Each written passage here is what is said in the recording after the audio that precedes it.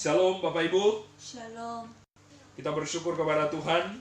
Pada kesempatan yang baik hari ini kita kembali mendengarkan firman Tuhan yang terambil di dalam Kisah Para Rasul pasal 2 ayat 41 sampai 47. Kisah Para Rasul pasal yang kedua ayat 41 sampai 47.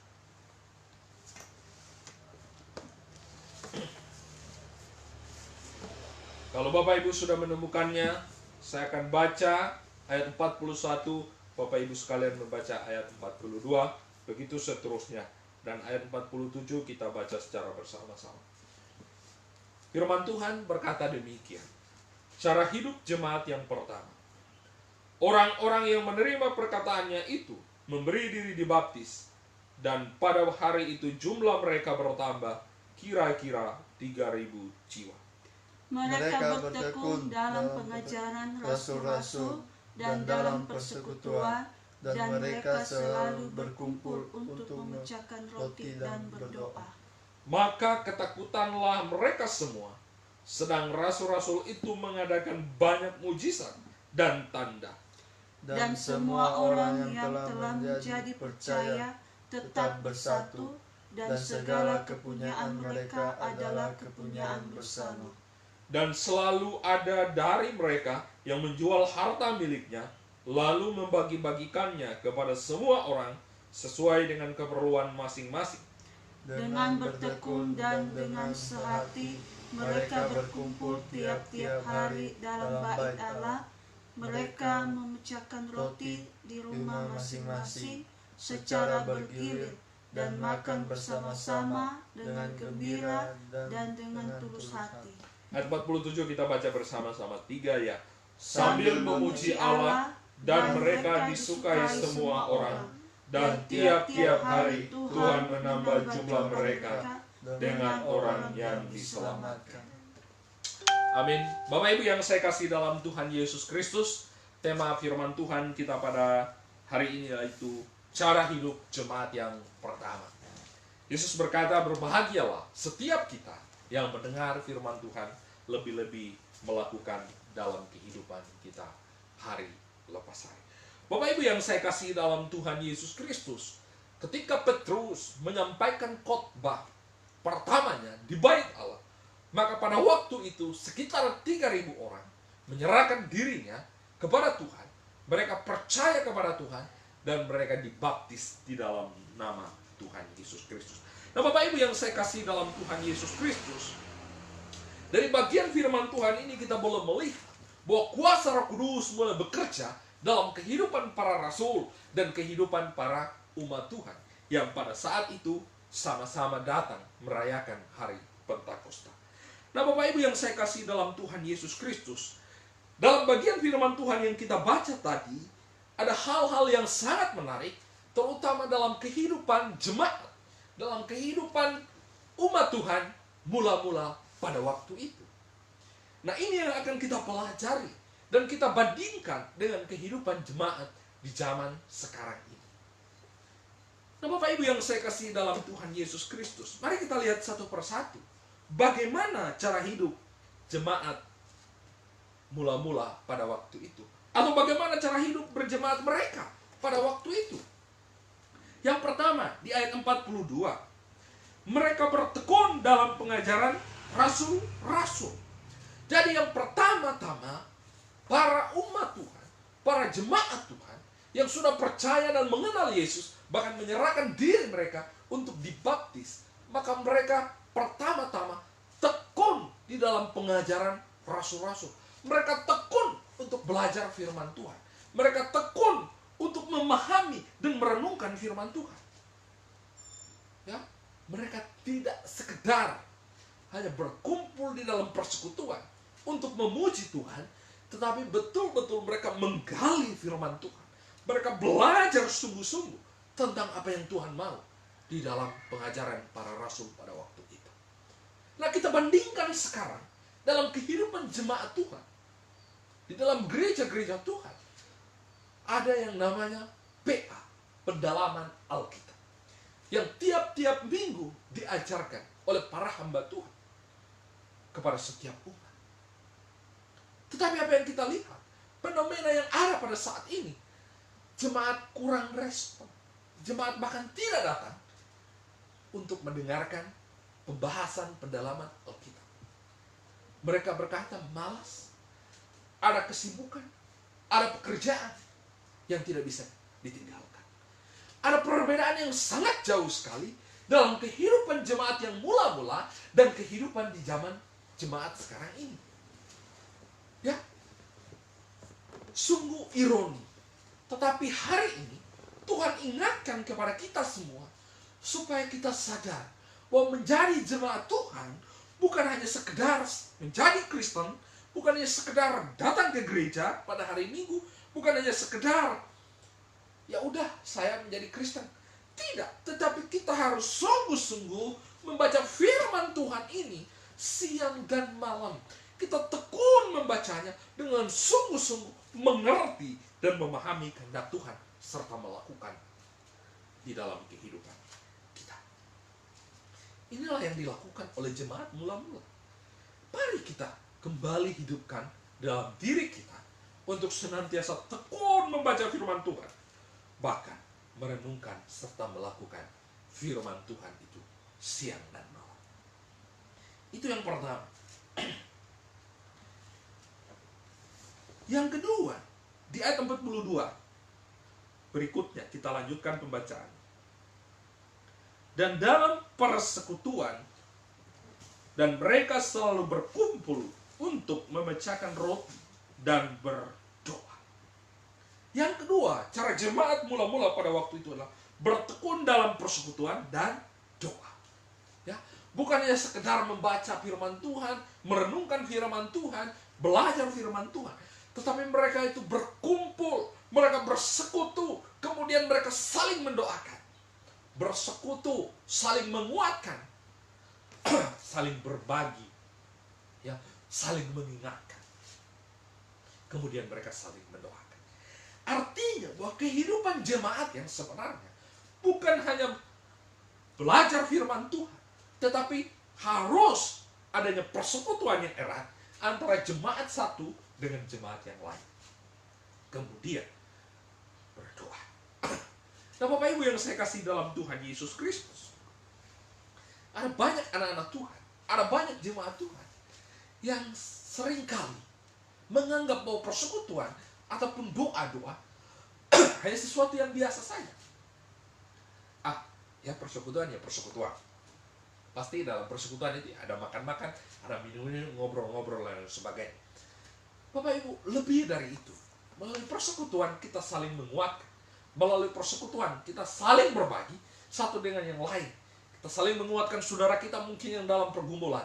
Dan kemudian kita saling mendoakan satu dengan yang lain. Kita mendoakan pergumulan saudara kita. Kita mendoakan pergumulan kita. Demikian juga saudara-saudara kita atau sesama jemaat yang lain mendoakan pergumulan kita.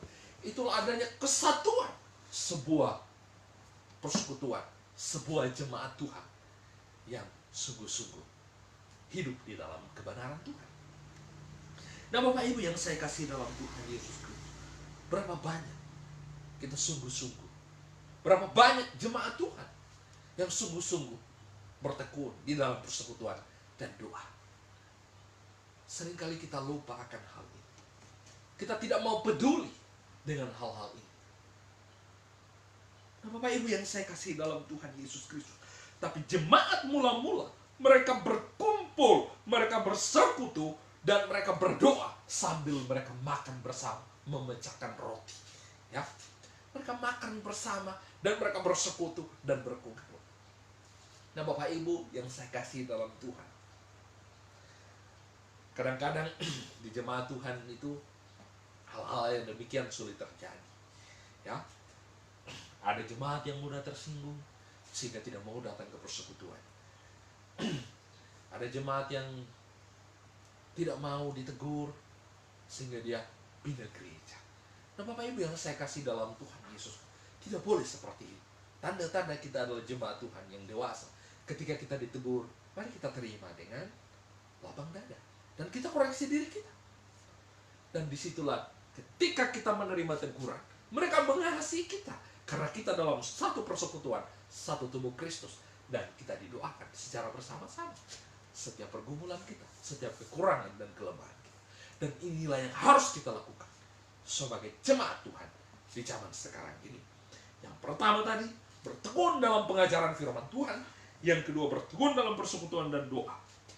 Yang ketiga, ayat 43, 44, dan 46. Saya akan bacakan bagi kita semua. Maka ketakutanlah mereka semua, sedang rasul-rasul itu mengadakan banyak mujizat dan tanda.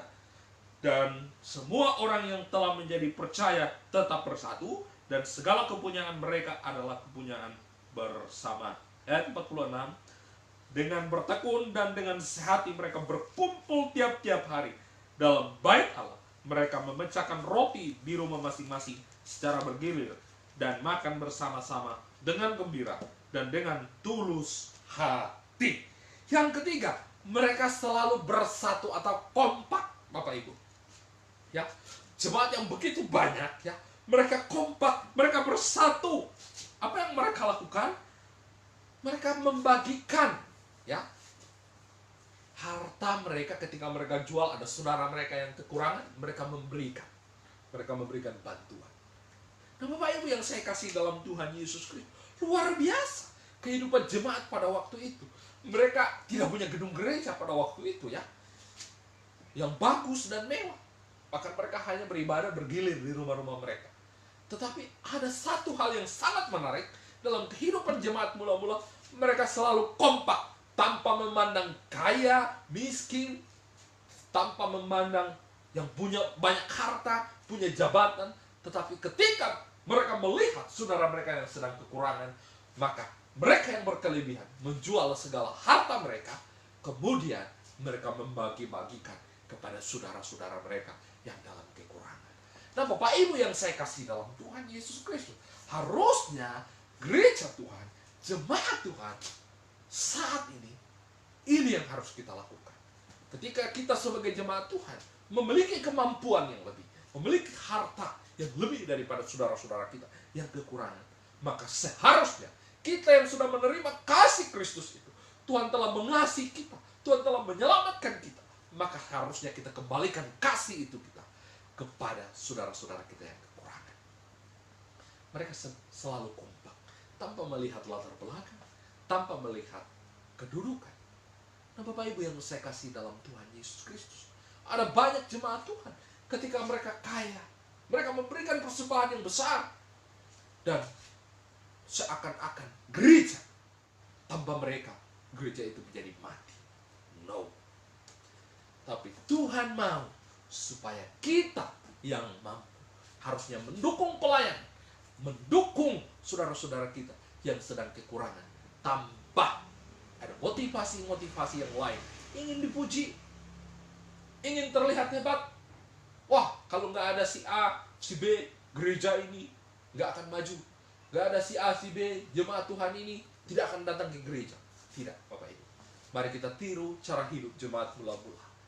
Apapun kondisi mereka, saudara-saudara mereka yang lemah, saudara-saudara mereka yang kekurangan, maka mereka yang berkelebihan membagikan segala milik mereka kepada saudara-saudara mereka, sehingga mereka tetap dalam satu kesatuan, karena mereka sadar mereka adalah satu tubuh Kristus. Yang satu menderita, maka yang lainnya turut juga merasakan penderitaan itu.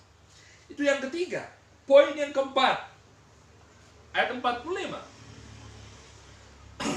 Dan selalu ada dari mereka yang menjual harta miliknya, lalu membagi-bagikannya kepada semua orang sesuai dengan keperluan masing-masing. Saling berbagi, ya. Seperti saya katakan tadi, cara hidup jemaat yang mula-mula yang keempat adalah mereka saling berbagi. Ya. Mereka saling berbagi satu dengan yang lain. Tidak ada rasa pelit, tidak ada rasa iri hati, tidak ada rasa dendam, tapi mereka saling berbagi satu dengan yang lain, berbagi kasih.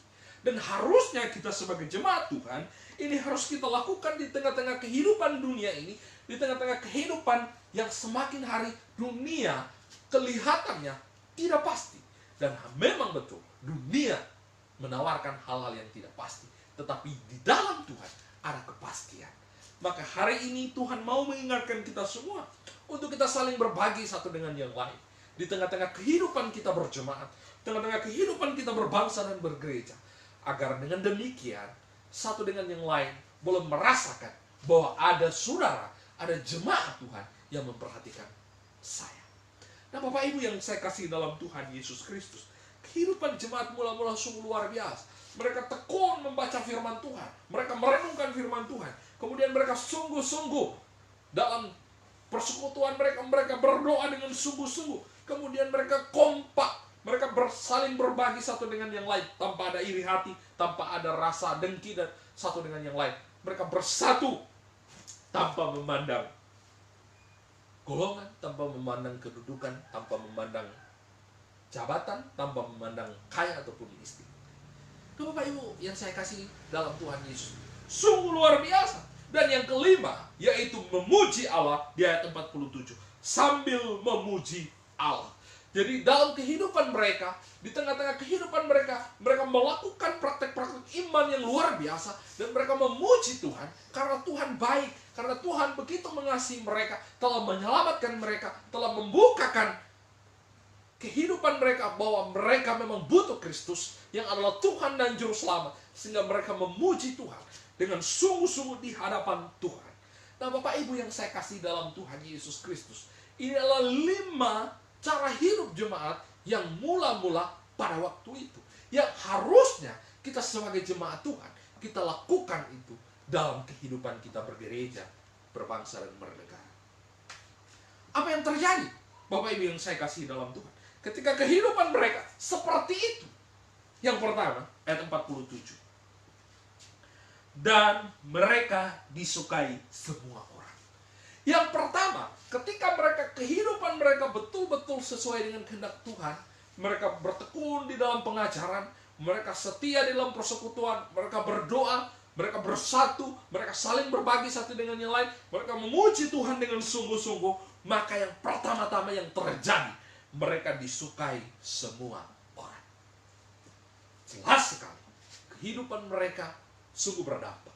Sehingga orang yang tidak mengenal Tuhan sekalipun, orang yang tidak percaya kepada Tuhan sekalipun, senang kepada mereka. Nah Bapak Ibu yang saya kasih dalam Tuhan Yesus Kristus, dimanapun kita berada, kita mau supaya hidup kita disenangi oleh orang lain. Keberadaan kita menyenangkan orang lain. Keberadaan kita bukan menjadi batu sandungan bagi orang lain. Baik itu mereka yang percaya, baik mereka yang tidak percaya, atau mereka yang seiman dengan kita, atau mereka yang tidak seiman dengan kita. Maka harusnya kita harus melakukan 5 hal tadi. Cara hidup jemaat yang mula-mula. Mereka disukai semua orang. Demikian juga kita. Kita ada di tengah-tengah dunia ini. Kita akan berjumpa dengan orang-orang yang tidak satu suku dengan kita, tidak satu agama dengan kita, tidak satu golongan dengan kita. Tetapi bagaimana supaya walaupun berbeda itu, kita tetap memberikan dampak, kita disenangi orang lain, kita tidak menjadi batu sandungan, maka kita harus lakukan ini.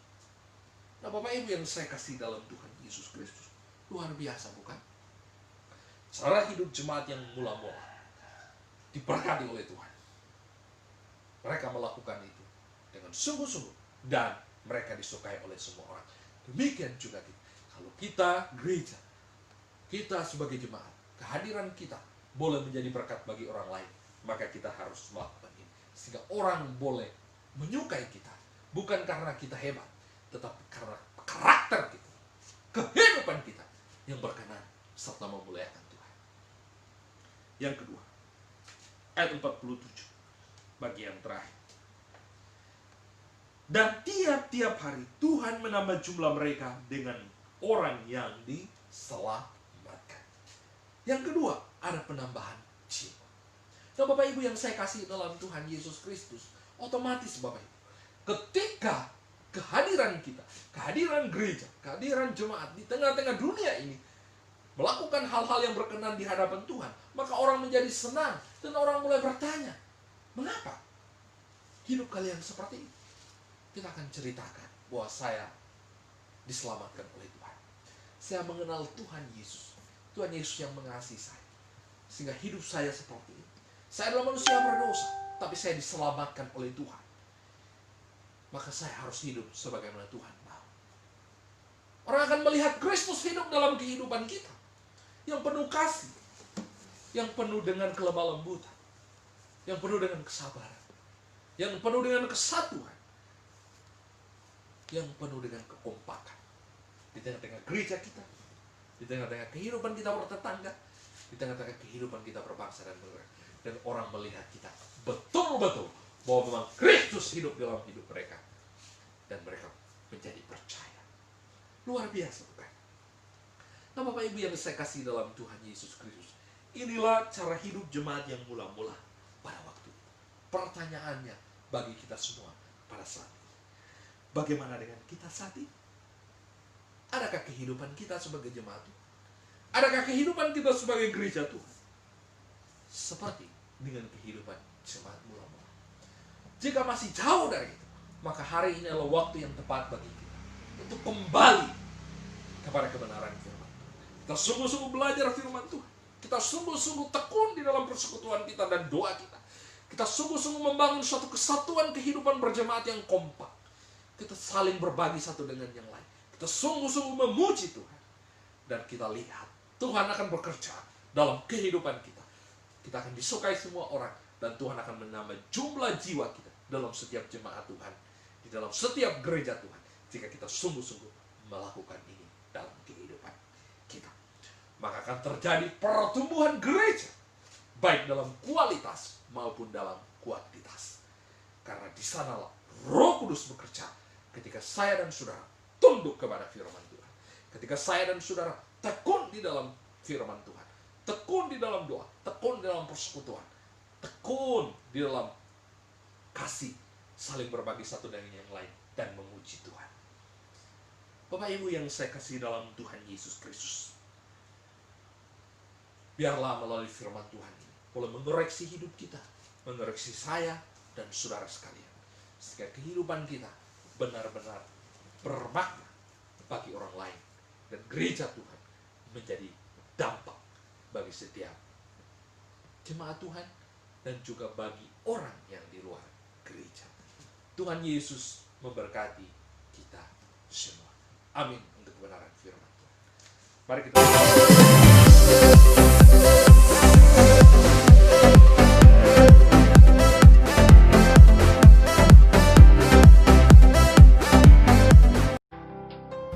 Terima kasih sudah mampir di channel Demos Tanwek.